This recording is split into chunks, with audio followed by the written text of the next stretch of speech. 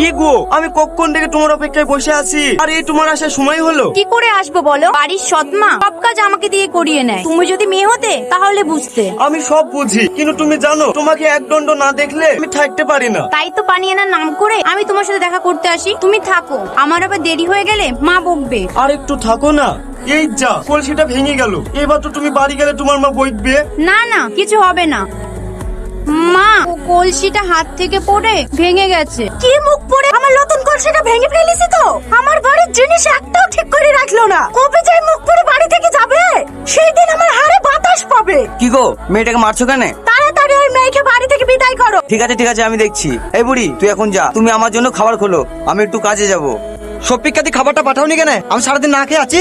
ও তো স্কুল থেকে এসে বইগুলো রেখে মাছ ধরবে বলে ছিপ নিয়ে বেরিয়েছে। ভাবি, এই সারাদিন নদীর পাড়ে ছিপলি কি করিস? আর কটা মাছ আনলি? আমি সারাদিন খেটে মরছি, জল খাবারটাও তো মাঠে নিয়ে যেতে পারিস। ওকে আর বকো না, বড় হলে আপনিই সব করবে। ছেলে মানুষ, আঁচলে তলায় ঢেকে রাখো। আদর দিয়ে দিয়ে একবারে বাদর তৈরি করছো। শফিক, তুই আয় আমার সাথে, ওর কথায় কিছু মনে করিসনি।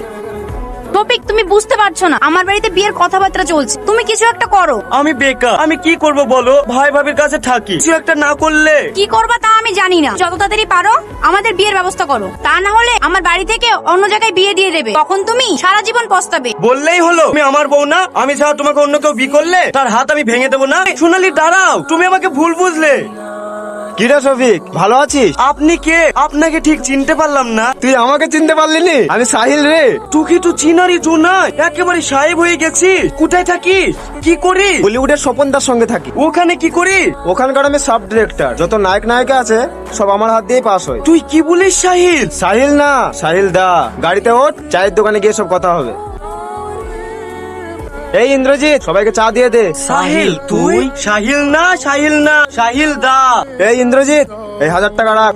অত না, 150 টাকা। আরে রাখ, কেউ আসলে আমার নামে চা খাই দিবি। এই শফিক, চো। সাহিল দা, আমাকে একটা কাজের ব্যবস্থা করে দিতে হবে। আমার অনেক দিনের স্বপ্ন, আমি নায়ক হব। তোর ফিগারটা ঠিক আছে, কিন্তু তুই পারবি? হ্যাঁ সাহিল দা, আমি পারবো।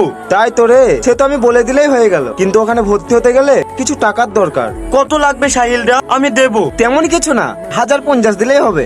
50,000? একটা সিনেমায় অভিনয় করলে তো ওখান থেকে পেয়ে যাবে 10-20 লাখ টাকা।